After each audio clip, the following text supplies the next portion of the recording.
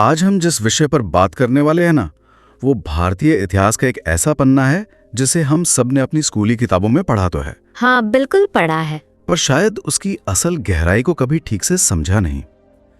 मेरा मतलब है फरवरी 1922 की वो घटना। चौरी चौरा विद्रोह। बिल्कुल। पूरा देश उस वक्त असहयोग आंदोलन की लहर पर सवार था। मतलब ब्रिटिश साम्राज्य की नींव हिल चुकी थी, अदालतें खाली थी और सड़कों पर बस स्वराज के नारे गूंज रहे थे। ऐसा लग रहा था जैसे आजादी बस कुछ ही कदम दूर है ना। वही तो। लेकिन तभी गोरखपुर के एक छोटे से कस्बे में मांस और मछली की बढ़ती कीमतों को लेकर शुरू हुआ एक स्थानीय विवाद इतना हिंसक हो जाता है कि 22 पुलिस वालों को जिंदा जला दिया जाता है। बाप रे, ये एक बहुत ही भयानक मोड़ था। और रातों रात आजादी की सबसे बड़ी लड़ाई को अचानक रोक दिया जाता है। तो आज की इस चर्चा का मिशन यही है। हम सिर्फ 4 फरवरी 1922 के आंकड़े या तारीखें नहीं दोहराने वाले हैं। हाँ, क्योंकि इतिहास सिर्फ तारीखों का नाम नहीं है। सही कहा। हम चले इसे थोड़ा गहराई से समझते हैं। हम इस बात की तह में जाएंगे कि कैसे एक साधारण से बाजार के विवाद ने स्वतंत्रता संग्राम का पूरा रास्ता ही बदल दिया, और महात्मा गांधी का वो चौंकाने वाला फैसला क्यों आया। देखिए, इस पूरी कहानी को समझने के लिए ना हमें उस दिन से थोड़ा पीछे जाना होगा। 1920 में शुरू हुआ असहयोग आंदोलन अपने चरम पर था, ये सच है। हाँ, एकदम पीक पर। लेकिन ये राजनीतिक उफान हवा में नहीं हो रहा था। प्रथम विश्व युद्ध अभी अभी खत्म हुआ था और उसके बाद की आर्थिक मंदी ने आम भारतीय की कमर पूरी तरह तोड़ दी थी। मतलब ब्रिटिश सरकार ने युद्ध का सारा आर्थिक बोझ भारत पर डाल दिया था। बिल्कुल। और अगर हम उस समय के तत्कालीन संयुक्त प्रांत, मतलब जो आज का उत्तर प्रदेश है, और विशेषकर गोरखपुर इलाके की बात करें तो वहाँ की स्थिति तो और भी विस्फोटक थी। हाँ, एकदम सही पॉइंट है। वहाँ महंगाई आसमान छू रही थी। मतलब रोजमर्रा की खाने पीने की चीजें, हाँ। खासकर मांस और मछली जैसी बुनियादी चीजों की कीमतें आम आदमी की पहुंच से पूरी तरह बाहर हो चुकी थी। और इसके साथ ही स्थानीय जमींदारों का शोषण भी तो अलग से चल रहा था ना। वही तो। किसान ब्रिटिश हुकूमत और अपने ही देश के जमींदारों के बीच एक चक्की की तरह पिस रहे थे। यहाँ जो बात सबसे दिलचस्प है वो ये है कि राष्ट्रीय स्तर पर नेता स्वराज की बात कर रहे थे, लेकिन एक आम किसान या मजदूर के लिए स्वराज का मतलब ये था कि उसे 2 वक्त की रोटी मिल सके, जमींदार उसका उत्पीड़न न करे। हाँ, और उसे अपनी आजीविका चलाने के लिए इतना संघर्ष ना करना पड़े। यही वो असंतोष था जो गोरखपुर के लोगों के भीतर सुलग रहा था। बिल्कुल। इसे हम एक प्रेशर कुकर की तरह समझ सकते हैं। अच्छा, प्रेशर कुकर कैसे?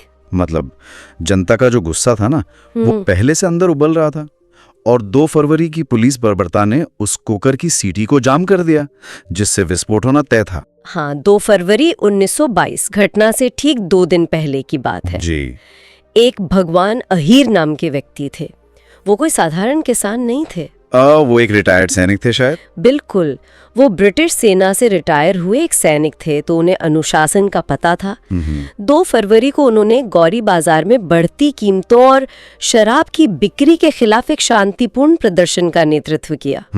एकदम शांतिपूर्ण प्रदर्शन। हाँ, लेकिन पुलिस ने बर्बरता की सारी हदें पार कर दी। उन्होंने भगवान अहीर और बाकी स्वयं सेवकों पर बहुत बुरी तरह लाठीचार्ज किया और उन्हें गिरफ्तार कर लिया। और मुझे लगता है कि पुलिस की ये कार्यवाही रणनीतिक रूप से उनकी सबसे बड़ी भूल साबित हुई। कैसे? देखिए, जब आप मांस या मछली की कीमतों के खिलाफ हो रहे एक विशुद्ध स्थानीय विरोध को इतनी क्रूरता से कुचलते हैं ना, तो आप अनजाने में ही उस स्थानीय मुद्दे को एक व्यापक आत्मसम्मान की लड़ाई में बदल देते हैं। हाँ, बात ईगो पे आ जाती है। बिल्कुल। और वो विरोध केवल महंगाई के खिलाफ नहीं था, वो पुलिस की ज्यादती के खिलाफ एक खुला ऐलान बन गया था। और यही वो मोड़ आता है जहाँ से परिस्थितियाँ पूरी तरह बेकाबू हो गईं। हाँ, 4 फरवरी का वो दिन। वही। 2 फरवरी की इस गिरफ्तारी की खबर जंगल की आग की तरह आसपास के गांवों में फैल गई। 4 फरवरी की सुबह से ही लोग डुमरी खुर्द गांव में इकट्ठा होने लगे थे। लगभग 2 से 3 हजार प्रदर्शनकारियों की एक विशाल भीड़ जमा हो गई थी। हाँ, और उन्होंने चौड़ी चौड़ा बाजार की ओर मार्च करना शुरू किया।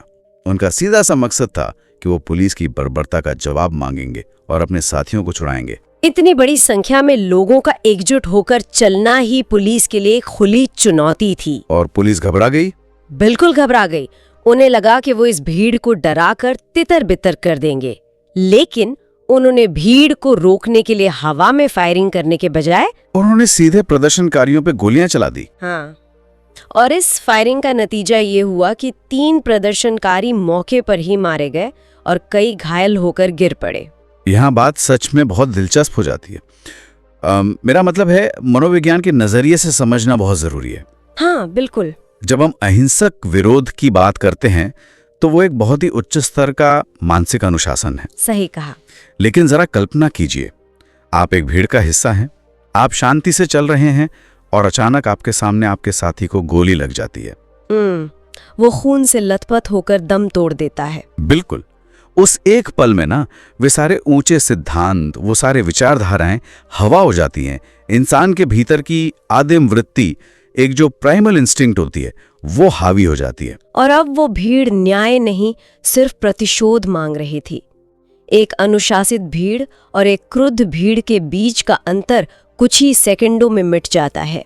और जैसे ही उन 3 किसानों की जान गई, उस 3000 लोगों की भीड़ का सामूहिक विवेक पूरी तरह से खत्म हो गया। पुलिस कर्मियों को भी तुरंत अपनी गलती का एहसास हो गया होगा।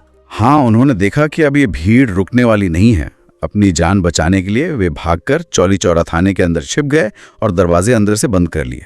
लेकिन बाहर खड़ी भीड़ तो पीछे हटने वाली नहीं थी ना? बिल्कुल नहीं।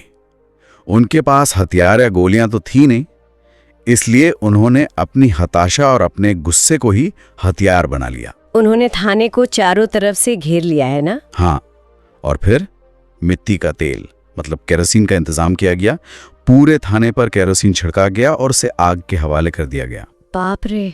जो पुलिसकर्मी उस भयानक आग की लपटों से बचने के लिए बाहर की तरफ भागते, उग्र भीड़ उन्हें पकड़कर वापस उसी आग में धकेल देती। ये एक रोंगटे खड़े कर देने वाला दृश्य रहा होगा। इस पूरी घटना में 22 और कुछ ऐतिहासिक दस्तावेजों के अनुसार 23 पुलिसकर्मी जिंदा जलकर या उस हमले में मारे गए। ये कोई छोटी मोटी घटना नहीं थी। एक छोटे से कस्बे की आम जनता ने सीधे तौर पर सत्ता केंद्र को जलाकर राख कर दिया था। हाँ, ब्रिटिश साम्राज्य जो अपने कानून और व्यवस्था के खौफ पर टिका था, उसकी नींव पूरी तरह हिल गई थी। और इस भीषण आग की लपटों की तपिश जब महात्मा गांधी तक पहुंची तो उनका जो रिएक्शन था वो इतिहास के सबसे विवादित मोड़ों में से एक बन गया। बिल्कुल। गांधी जी ने इस हिंसा पर गहरा दुख जताया और प्रायश्चित के लिए 5 दिन का उपवास रखा। उन्होंने इसे अपनी हिमालय जैसी भूल भी कहा था ना? हाँ, हिमालयन ब्लंडर। उनका मानना था कि लोगों को बिना पूरी तरह तैयार किए एक इतने बड़े आंदोलन में धकेल देना उनकी गलती थी। लेकिन सबसे बड़ा झटका तब लगा जब 12 फरवरी 1922 को बारडोली प्रस्ताव के जरिए असहयोग आंदोलन को तत्काल प्रभाव से रोक दिया गया। ये फैसला पूरे देश के लिए एक बहुत बड़े सदमे जैसा था। मैं यहाँ थोड़ा तीखा सवाल पूछना चाहूंगा।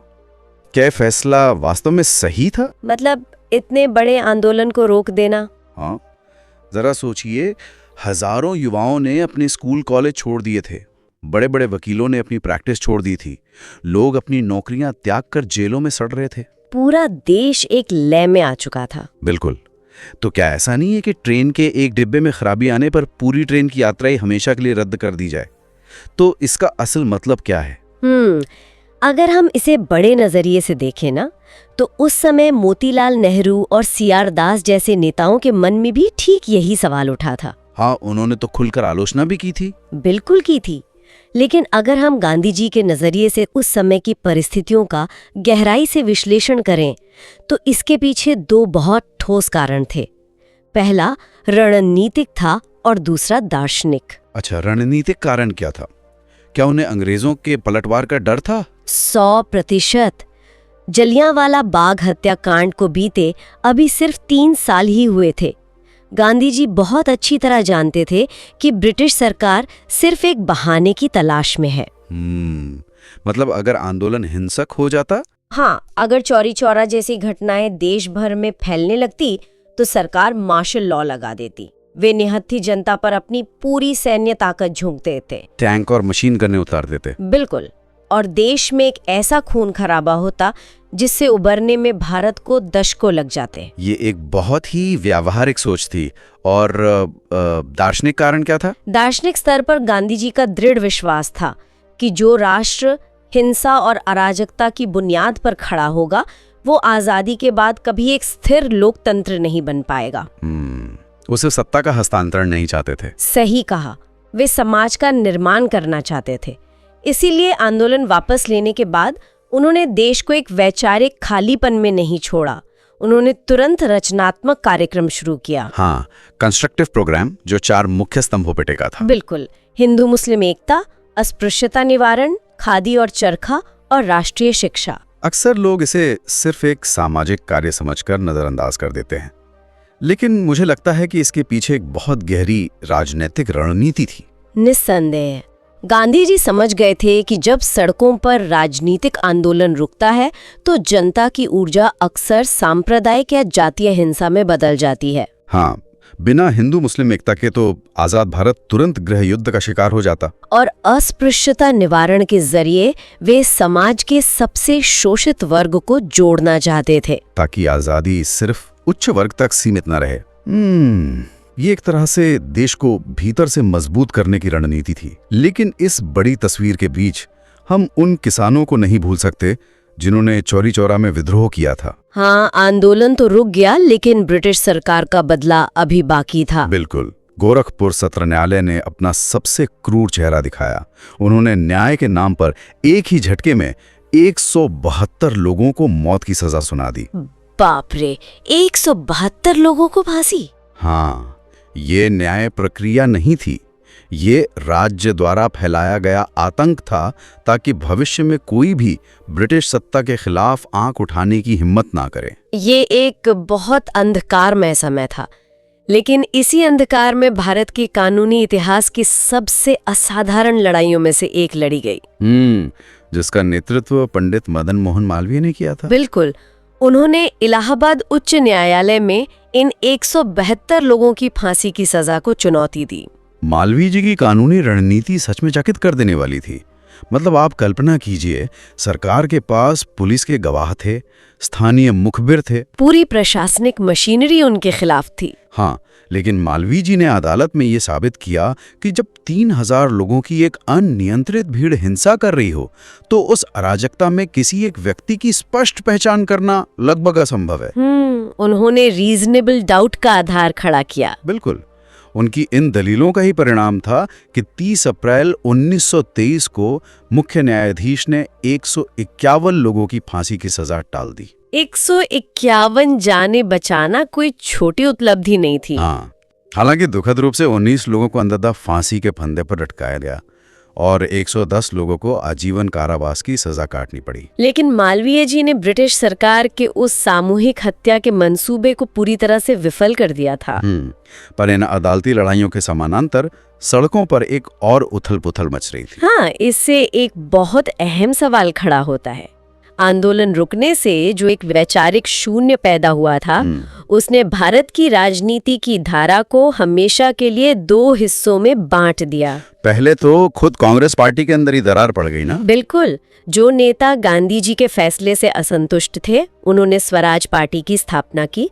उनका तर्क था कि अगर हम सड़कों पर आंदोलन नहीं कर सकते तो हमें चुनाव लड़कर ब्रिटिश सिस्टम के भीतर से उनका विरोध करना चाहिए। और दूसरी तरफ अपरिवर्तनवादी थे, जो गांधी जी के साथ गांवों में रचनात्मक कार्यों में जुट गए। हाँ, लेकिन इसका सबसे गहरा और विस्फोटक प्रभाव देश के युवाओं पर पड़ा। जो युवा एक उबलते हुए खून के साथ आजादी के इस महायज्ञ में कूदे थे, उन्हें लगा कि उनके विश्वास के साथ बहुत बड़ा धोखा हुआ है। सही कहा। भगत सिंह जो उस समय महज एक किशोर थे, और चंद्रशेखर आजाद जैसे युवाओं ने ये महसूस किया कि शांतिपूर्ण प्रार्थना पत्रों से आजादी नहीं मिलने वाली। और इसी वैचारिक हताशा से जन्म हुआ क्रांतिकारी राष्ट्रवाद का। HSRA यानी हिंदुस्तान सोशलिस्ट रिपब्लिकन एसोसिएशन जैसी संस्थाएं इसी दौर के उपज थीं। युवाओं ने स्पष्ट रूप से हथियार बंद क्रांति का रास्ता चुना। ये इतिहास का कितना बड़ा विरोधाभास है ना। एक हिंसक घटना के कारण अहिंसक आंदोलन रोका गया और उसी रुकावट ने देश में उग्र क्रांतिकारी हिंसा की नींव रख दी। बिल्कुल, चौरी चौरा केवल एक घटना नहीं बल्कि कई नई धाराओं का उद्गम स्थल बन गया। अब अगर हम आज के समय में लौटें और इस बात पर विचार करें कि आजाद भारत ने इस शहादत को कैसे सहेजा है, तो कुछ बहुत ही चौंकाने वाली बातें सामने आती हैं। जैसे कि वो स्मारक। हाँ, 1993 में चौरी चौरा में एक भव्य शहीद स्मारक और संग्रहालय का निर्माण किया गया और भारतीय रेलवे शहीदों के सम्मान में चौरी चौरा एक्सप्रेस भी चलाती है। ये सभी कदम उन साधारण किसानों के बलिदान को श्रद्धांजलि देने के प्रयास हैं। लेकिन इन प्रयासों के बीच एक ऐसा तथ्य है जो किसी को भी पीड़ा दे सकता है। उस संग्रहालय में कई शहीदों के नाम ही गलत लिखे गए हैं। मतलब नाम गलत लिख दिए गए? हाँ, उदाहरण के लिए फांसी पर चढ़ने वाले शहीद लाल मोहम्मद का नाम वहां लाल अहमद उकेरा गया है। बाप रे, ये तो सचमुच एक ऐतिहासिक त्रसदी है। जरा सोचिए, जिन साधारण किसानों ने देश के लिए इतना बड़ा बलिदान दिया, हम एक आजाद राष्ट्र के रूप में उनके असली नाम तक सहेज कर नहीं रख पाए। ये हमारी ऐतिहासिक स्मृति पर एक बहुत ही करारा व्यंग्य है। बिल्कुल, हम पत्थर के स्मारक तो खड़े कर देते हैं, लेकिन उन असल नायकों की पहचान ही मिट जाती है। सही कहा आपने। अगर हम इस पूरी चर्चा को समेटें तो ये स्पष्ट हो जाता है कि चौरी चौरा विद्रोह सिर्फ एक अनियंत्रित भीड़ द्वारा पुलिस थाने को जलाने की घटना भर नहीं थी। हाँ, ये उन शोषित किसानों के चरम असंतोष का विस्फोट था। और इसने ये भी साबित किया कि जब कोई जन आंदोलन बिना कड़े अनुशासन के चलाया जाता है तो उसके परिणाम कितने भयानक हो सकते हैं। ये एक बहुत बड़ा सबक है जो आज भी उतना ही प्रासंगिक है। आज भी जब कोई बड़ा प्रोटेस्ट या जन आंदोलन होता है तो ये समझना बहुत जरूरी है कि ऊर्जा की वो भीड़ अगर अनुशासन की पटरी से उतर जाए तो वो उसी उद्देश्य को नष्ट कर देती है जिसके लिए वो खड़ी हुई थी। बिल्कुल। आज के इस गहन चर्चा को समाप्त करने से पहले मैं एक विचार छोड़ना चाहती हूँ जिस पर विचार किया जा सकता है। इतिहास अक्सर हमें सोचने के लिए बहुत सी खिड़कियां छोड़ देता है। जरा सोचिए, अगर महात्मा गांधी ने उस दिन अपनी हिमालय जैसी भूल को दरकिनार कर दिया होता और असहयोग आंदोलन को वापस नहीं लिया होता तो क्या होता? ये एक बहुत ही दिलचस्प सवाल है। या फिर क्या वो असीमित जन ऊर्जा ब्रिटिश साम्राज्य को तुरंत घुटने टेकने पर मजबूर कर देती और भारत को कई दशक पहले ही आजादी मिल जाती? या फिर क्या ब्रिटिश सरकार उस हिंसा का फायदा उठाकर देश में मार्शल लॉ लगा देती? क्या ये देश एक ऐसे भयानक और अनियंत्रित गृहयुद्ध की आग में जल जाता जहां अंग्रेजों की मशीन गनें लाखों बेगुनाहों को भून देती? ये इतिहास का एक ऐसा व्हाट इफ है जिस पर गहराई से सोचना चाहिए। बिल्कुल, ये एक ऐसा सवाल है जो कभी पुराना नहीं पड़ता। आज इस अद्भुत सफर में इतनी गहराई तक जाने के लिए आपका बहुत बहुत धन्यवाद।